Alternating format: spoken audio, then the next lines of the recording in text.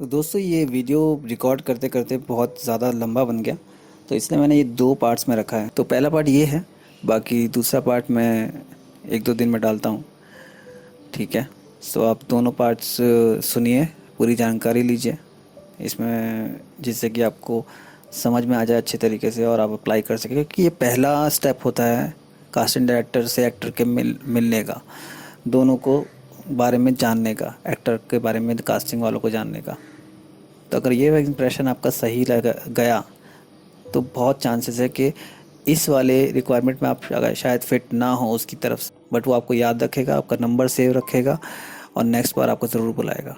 अगर आप प्रोफेशनल तरीके से अप्रोच करते हैं, पिक्चर्स भेजते हैं, मैसेज को पढ़ के प्रॉपर प्रोफाइल बना के भेजते हैं, इंट्रो भेजते हैं, तो इस वीडियो को, पहले पार्ट को, दूसरे पार्ट को पूरा देखेगा और समझ के अच्छे से अप्लाई कीजिएगा। चलिए वीडियो शुरू करते हैं। Hello friends, my name is Saurabh Agarwal and I am an actor and I welcome you to my channel. It's OA Agarwal. So आज का वीडियो बहुत ही इंपॉर्टेंट होने वाला है, क्योंकि इसमें मैं बताने वाला हूँ कि ऑडिशन मैसेज कैसे पढ़ें। क्योंकि ये बहुत देखा है मैंने, बहुत सारे लोगों को देखा है, न्यू एक्टर्स होते हैं, वो ऑडिशन मैसेज को नहीं पढ़ते ढंग से और प्रोफाइल भेजते रहते हैं और उनको रिप्लाई नहीं मिलता और एंड अप क्या होता है, वो इरिटेट होते हैं, फ्रस्ट्रेट होते हैं कि यार हमें कोई कास्टिंग वाला रिप्लाई क्यों नहीं करता। हम इतनी प्रोफाइल भेजते हैं, इतने ज़्यादा हमने ईमेल किए हैं, पर कभी कोई रिप्लाई नहीं करता, क्यों? तो उसका जवाब मैं आज दूंगा। मैं आपको पूरा जो एक ऑडिशन मैसेज आता है उसको कैसे पढ़ना है, उसमें कैसे रिक्वायरमेंट को समझा जाता है, वो पूरा मैं आपको आज बताऊंगा। मतलब बिल्कुल डिटेल में डिकोड करूंगा एक मैसेज को। ठीक है, तो मैं स्टार्ट करता हूँ कि रिक्वायरमेंट कैसे पढ़ी जाती है। ठीक है, तो सबसे पहले जब आप मैसेज देखते हो तो मैसेज पे क्या लिखा होता है? सबसे पहले लिखा होता है अर्जेंटली नीड एक्टर या एक्ट्रेसेस, एज ग्रुप। ठीक है, एज ग्रुप लिखा रहता है 20 to 25, 18 to 22, 25 to 30, 30 to 35 या 50 to 60, जो भी आपकी एज है उस हिसाब से डिफरेंट एज ग्रुप लिखा रहता है। सो इसमें ये देखना ज़रूरी है कि मान लीजिए उसमें लिखा है 20 to 25, तो आपको ये देखना है कि आप 20 लगते हो या 20 to 25 के बीच में आते हो। क्योंकि देखिए इसमें बहुत ज़्यादा एक समझने वाली चीज़ ये है कि बहुत लोग हैं जो 20 के होते हैं लेकिन लगते 18 के हैं। सो ऐसे में आप अगर भेजोगे तो आप वो प्रोफाइल हो जाता है, रिजेक्ट कर देंगे, वो देखेंगे नहीं या देख के इग्नोर कर देंगे, क्योंकि उनके मतलब का नहीं होगा। उनको अगर 20 to 25 चाहिए तो आप 18 या 16 के नहीं लग सकते। आपकी एज आपके लुक से मैच होनी चाहिए। अगर आप 18 के हैं, अगर आप 20 के हैं और 18 के लगते हैं तो आप ना भेजें। आपके लिए फिर 15 से 20 का एज ग्रुप जो होता है, रेंज होती है एक एज की, स्क्रीन एज की, वो आपके लिए होगी, तो आप उसमें भेजें। और कई होते हैं जो अब 20 के भी होते हैं लेकिन लगते 18 के हैं, कोई होते हैं 25 के होते हैं लेकिन लगते 28 के हैं। तो वो उसमें बहुत ही ज़्यादा आपको देखने वाली चीज़ है कि आप किस एज ग्रुप में फॉल करते हैं। कई लड़के ऐसा सोचते हैं कि वो 25 से, मतलब 25, 26, 27 के हैं तो वो 30 में भी चले जाएंगे, लेकिन ऐसा नहीं होता है। अगर आप 30 के नहीं लगते हो तो 30 से 35 वाले में मत भेजो। आपको ऐसा लगता है कि आप लगते हो, पर अब ये कास्टिंग डायरेक्टर को भी लगना चाहिए ना कि आप ऐसे लगते हो, इतने एज के लगते हो, तो बहुत ज़रूरी है। उसके बाद आती है, उसमें लिखा होता है हाइट। हाइट कई बार बहुत, मतलब लिखते नहीं है वैसे तो, बट अगर किसी मैसेज में पर्टिकुलर लिखा है, स्पेसिफिकली लिखा है कि भाई हमें 5'10" चाहिए या 5'10" के अबव चाहिए, या वी नीड बिलो 5'4" लड़कियों के लिए, या अबव 5'9", सो वो पढ़े, ध्यान से देखें। अगर आप 5'10" हैं और उनको चाहिए 6 फीट से ज़्यादा तो ना भेजें। आपको लगता है कि नहीं 5'10" तो हूँ, 6 फीट तक तो चला जाऊँगा मैं, जूते वूते पहन के 2 इंच ऊपर हो जाएगा, लेकिन ऐसा नहीं होता है। अगर उन्होंने स्पेसिफिकली लिखा है, मेंशन किया है हाइट को, तो सोच समझ के कुछ कैरेक्टर रिक्वायरमेंट के हिसाब से किया होगा हाइट मेंशन। तो हाइट पढ़ें ध्यान से क्या लिखा है, अगर लिखा है तो। अगर आप उस हाइट के आसपास हैं, 1 इंच चलता है, मतलब फिर भी मैं कहूँगा ना ही भेजें। क्यों भेजना? जब लिखी है स्पेसिफिक हाइट तो कुछ मतलब होगा, तो ना भेजें। अपना अगर एज लिमिट, एज और अपने हाइट देख ले। अगर आप लिखा है हाइट तो तभी भेजें, नहीं लिखा तो मत भेजें। फिर सबसे बात आती है कॉम्प्लेक्शन की। उसमें सबसे पहले लाइन होती है, बहुत ज़्यादा आपने मैसेजेस में देखा होगा, लिखा होता है we need fair and up market and पता नहीं क्या क्या लिखा रहता है। अब ये हमारी इंडस्ट्री की थोड़ी सी प्रॉब्लम है, उसका मैं कुछ नहीं कर सकता। बट अगर किसी में लिखा है कि उनको फेयर चाहिए या डस्की चाहिए, तो अगर आप उसमें हैं, उस कॉम्प्लेक्शन के हैं, अगर आप फेयर हैं तो ही उसमें अप्लाई करें। लेकिन अगर आप डस्की हैं और फेयर में अप्लाई कर रहे हैं तो रिप्लाई नहीं आने वाला है। अगर आप डस्की हैं और फेयर हैं और डस्की में अप्लाई कर रहे हैं तो भी नहीं आएगा, और डस्की हैं और फेयर में अप्लाई कर रहे हैं तो बिल्कुल नहीं आएगा। तो अपने कॉम्प्लेक्शन को समझिए कि आप किस में फॉल करते हैं, उसी में अप्लाई कीजिए।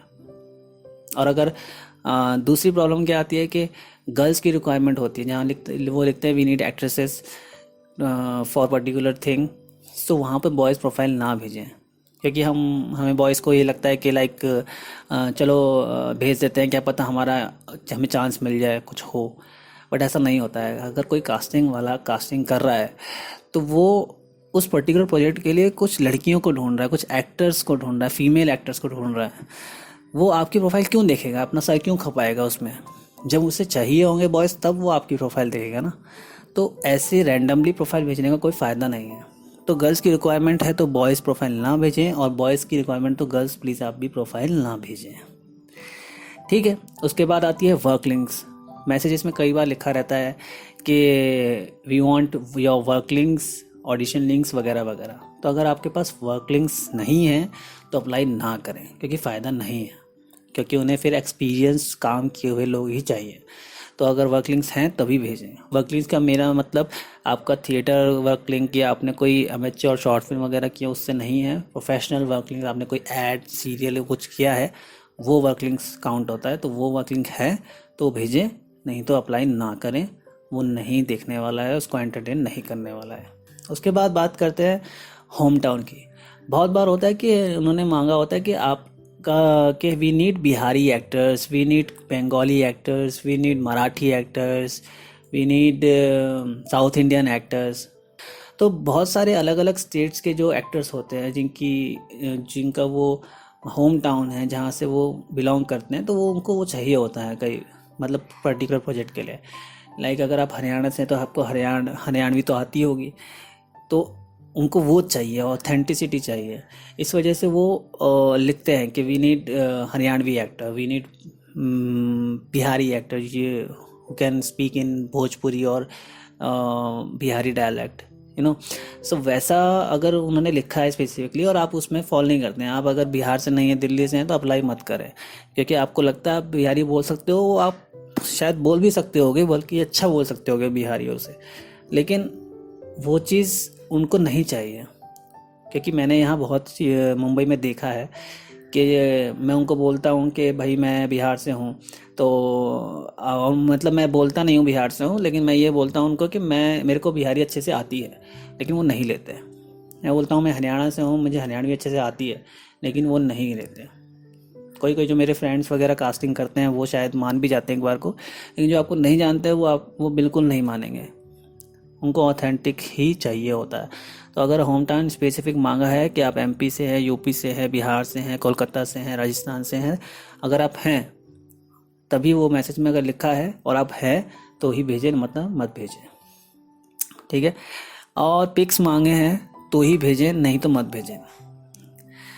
बहुत जगह लिखा होता है कि we need work links, audition links, ठीक है, और ये प्रोफाइल।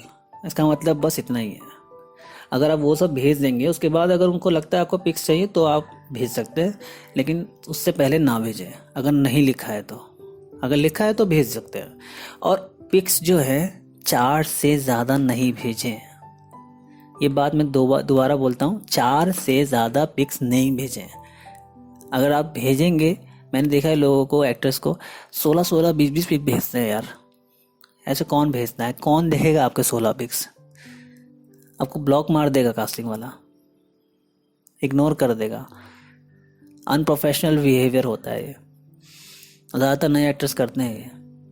हालांकि मैंने कुछ पुराने एक्टर्स को भी देखा है, बट वो एक्सेप्शन है।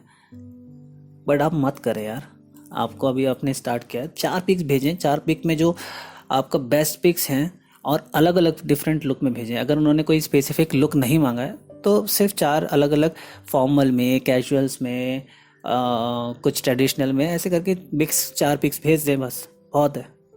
हाँ, इंट्रो लिंक और इंट्रो जो होता है इंट्रोडक्शन, अगर वो मांगा है तो वो 2 तरीके से भेज सकते हैं। इंट्रो लिंक से, जो यूट्यूब पे डाल के आप उसका लिंक भेज सकते हैं उनको, और वीडियो में भेज सकते हैं, डायरेक्ट वीडियो उनको व्हाट्सएप कर सकते हैं। वो डिपेंड करता है उन्होंने कैसे मांगा है। अगर उन्होंने लिखा है कि उनको इंट्रो लिंक चाहिए, इंट्रो का लिंक या वीडियो यूट्यूब लिंक चाहिए, तो वो भेज दीजिए। अगर उन्होंने लिखा है कि हमें वी नीड इंट्रोडक्शन वीडियो, सो आप वीडियो भेज सकते हैं, ठीक है। और कोई स्पेशल स्किल आता है तो आप अप्लाई करें। जैसे बहुत सारे मैसेजेस में आपने देखा होगा कि स्पेशल स्किल मांगते हैं। जैसे आपको बैडमिंटन खेलना आता है, क्रिकेट खेलना आता है, फुटबॉल खेलना आता है, टेनिस आता है, स्केटिंग आती है, रैपिंग आती है, डांस आता है, तो ये सब स्किल्स हैं, अलग अलग स्किल्स। अब इसमें भी वही बात आ जाती है कि यार बैडमिंटन तो मुझे आता है, मैं खेल लेता हूँ, मैं बचपन में खेला था, क्रिकेट तो मैंने बहुत खेला गली में, ऐसा नहीं होता है, ठीक है। अगर कोई मांग रहा है तो इसका मतलब उसको एक परफेक्शन चाहिए उसमें, क्योंकि अगर वो ऑडिशन में आपको बुलाया उसने, आपने लिख दिया, हालांकि वैसे बुलाते नहीं हैं वो लोग, वीडियोस मांगते हैं पहले कि आप क्रिकेट खेलते हुए, बैडमिंटन खेलते हुए या स्विमिंग करते हुए आप वीडियो भेज दीजिए। तब आप क्या करेंगे? वो गली क्रिकेट या वो दिखा नहीं सकते ना मैच्योर तरीके से। तो अगर स्किल आपको वो आता है तो अप्लाई करें। आपको लगता है कि मैं कर लूँगा, वैसे अप्लाई ना करें, ठीक है। और बात आती है कभी कभार, बहुत वो एक्टर्स बोलते हैं कि यार ईमेल करने से काम नहीं मिलता। यार भाई ऐसा नहीं होता है, ईमेल करने से काम मिलता है। उसका एग्जांपल मैं हूँ, मैंने बहुत ईमेल से काम किया है, ईमेल्स भेज के मुझे रिप्लाई मिले हैं, मैंने काम किया है, प्रॉपर जॉब मिला है मुझे एक्टिंग का। तो इसलिए मैं कह रहा हूँ ईमेल करते रहिए, प्रॉपर ईमेल करते रहिए, आपको काम मिलेगा, ठीक है। उसके बाद आता है कि कास्टिंग डायरेक्टर से बिहेव कैसे करें। या कभी भी ना, जैसे कोई आप ऑडिशन मैसेज देखो तो वहाँ पर है ना, मैसेज देखने के बाद अगर आपने देख लिया कि हाँ ठीक है भाई, सब कुछ ठीक है, मैं फिट हूँ, मैं प्रोफाइल भेज देता हूँ। लेकिन कुछ लोग क्या होते हैं, प्रोफाइल नहीं भेजते हैं, वो लिखते हैं hi, hello, hi sir, good morning, good night तक के मैसेज भेजते हैं अगर रात में देख रहे हो तो। हाँ सर, गुड नाइट सर, ऐसे मैसेज ना भेजें। ये भी ना लिखें sir I am interested, sir do I fit, ऐसे कुछ ना पूछें। उनके पास समय नहीं है कि वो हाय का जवाब दे। क्या बोलेंगे आप? हाय, वो बोलेंगे हेलो, सर कैसे हैं आप, अरे सर मैं तो बढ़िया हूँ, आप बताइए। ये सब बातें करोगे आप? नहीं ना। सीधा आपने देखा एक रिक्वायरमेंट, आपको लगा आप फिट हो, भेज दो, एंड फिर वेट करो उसको कि वो अगर आप फिट होंगे तो रिप्लाई करेगा, ठीक है। ये सब ना करें, ये बहुत ही अनप्रोफेशनल लगता है।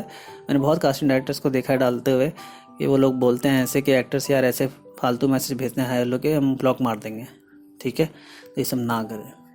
कोई ऐसी रिक्वायरमेंट होती है जो आपने फेसबुक पर मैसेज देखा कि किसी ने फेसबुक पर डाला है कि भाई ये हमारी रिक्वायरमेंट है, आप इसको हमें इनबॉक्स करें, तो आप उनको इनबॉक्स ही करें, कमेंट मत करें उस पर, अपने आप को टैग मत करें सर आई एम इंटरेस्टेड करके या आई मीन करके, उससे कोई फ़ायदा नहीं है। वो देख भी लेगा तो उसके पास इतना टाइम नहीं है कि वो याद रखेगा दोबारा कि इसको जाके मैं हाय करूं, पूछूं, इससे प्रोफाइल मांगूं। सीधा प्रोफाइल इनबॉक्स कर दो ना आप। आपको वहाँ पे अगर उसको दिखेगा, लगेगा कि आप हाँ फिट हैं, तो आपको रिप्लाई करेगा, उसमें नंबर सब रहेगा। कास्टिंग डायरेक्टर का काम हमेशा कम करो, उसका काम मत बढ़ाओ। वो आपका प्रोफाइल देखने जाने वाले नहीं एक एक करके, ठीक है ना। तो आप अगर वो देख भी लेंगे तो आपका लक है। इसलिए आप अपने चांसेस बढ़ाइए और खुद जाके इनिशिएट कीजिए और अपने प्रोफाइल उनको इनबॉक्स कर दीजिए, ठीक है। ये मत सोचिए कि मैंने कमेंट कर दिया मेरा काम ख़त्म, अब तो वो देख लेगा, मेरे को क्या पता है, मेरे को क्या फ़र्क पड़ता है, मैंने तो कर दिया ना। ऐसा नहीं होता है, ठीक है। तो इस वीडियो के लिए इतना ही। अगर आपको ये वीडियो अच्छा लगा हो तो इस वीडियो को लाइक कीजिए। लाइक करेंगे तो और एक्टर्स को दिखेगा, तो वो भी अच्छे तरीके से आप समझ के इसको अप्लाई करके काम पा सकेंगे। और शेयर कर दीजिएगा अगर आपके कुछ फ्रेंड्स हैं जिनको समझ में नहीं आता कि कैसे ऑडिशन मैसेज को पढ़ के अप्लाई करना होता है, और ज़्यादा ही अच्छा लग गया हो तो सब्सक्राइब कर दीजिएगा। मिलते हैं नेक्स्ट वीडियो में।